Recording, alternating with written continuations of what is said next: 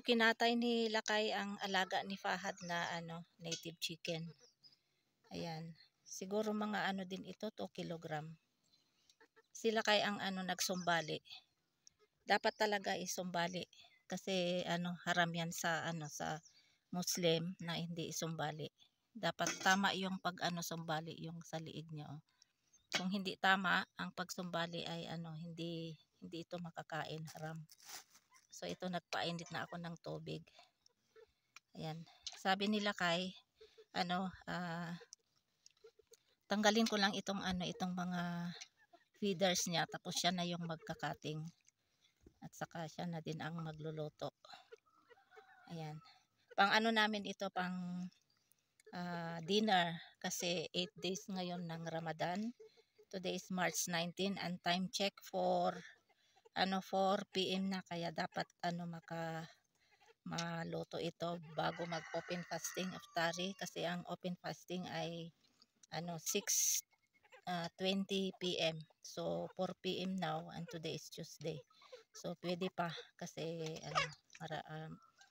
2 hours, more than 2 hours pa. 4, 5, 6, oo. Pwede pa. Kaya may oras pa na na maluluto ito. And then luluto din ako ng rice at saka pakora, samosa at saka chips siguro. Bahala na kung yung ma-prepare ngayon na pagkain namin na pang open fasting, iftari and dinner.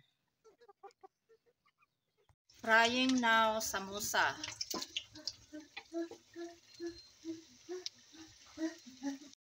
Cooking now this native chicken. And this is next, this is namak pari. Finish already samosa.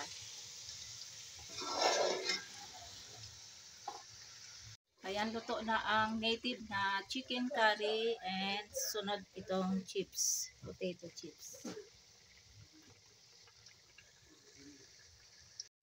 Ayan, luto na din ang namak pari, chapati, samosa.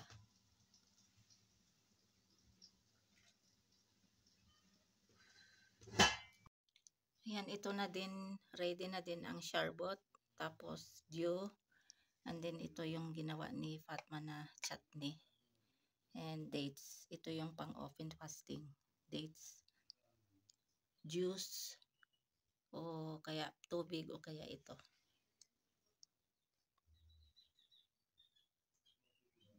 I cook 1 kilogram of basmati rice, and must be there is rice because this is good for chicken curry aside from chapati.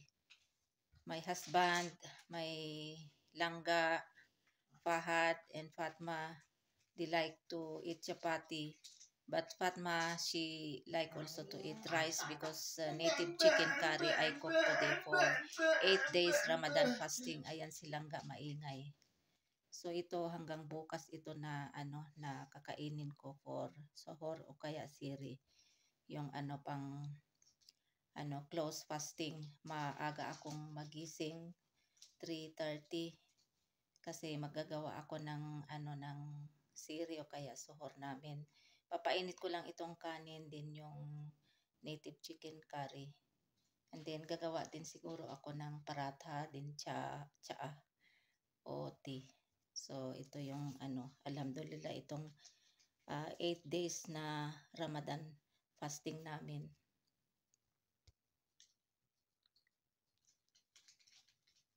This is the dough of namak pari. This one for samosa wrapper and this one for dough for namak pari. So I divide this one in 4. Now I have to roll like this. And then I will use this one for cutting. So no need to use knife. So this is better. Like that.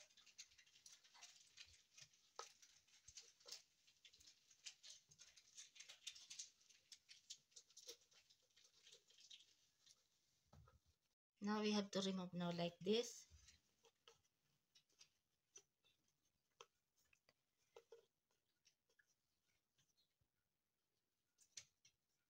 Now we have to put here.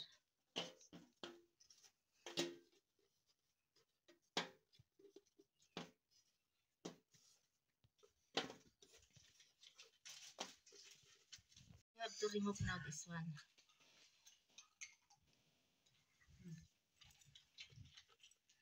No need. Delete kar, no problem.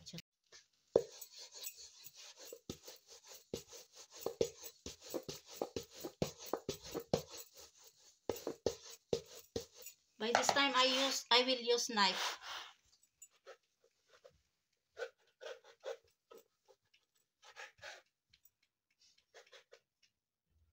You cut like this.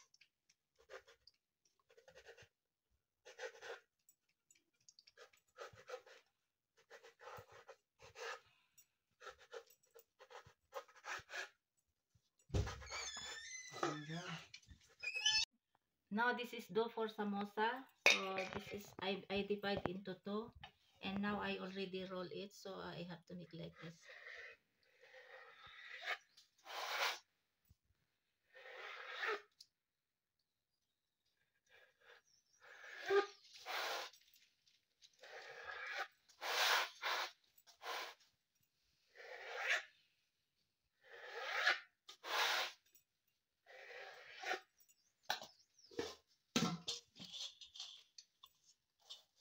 Now this is fillings of samosa. Now we put already.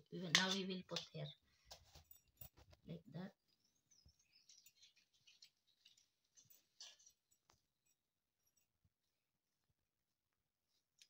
Already put all fillings here. So what we have to do is we fold like this,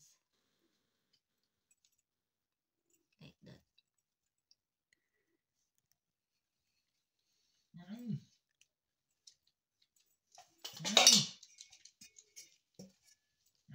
It's ready to fry now.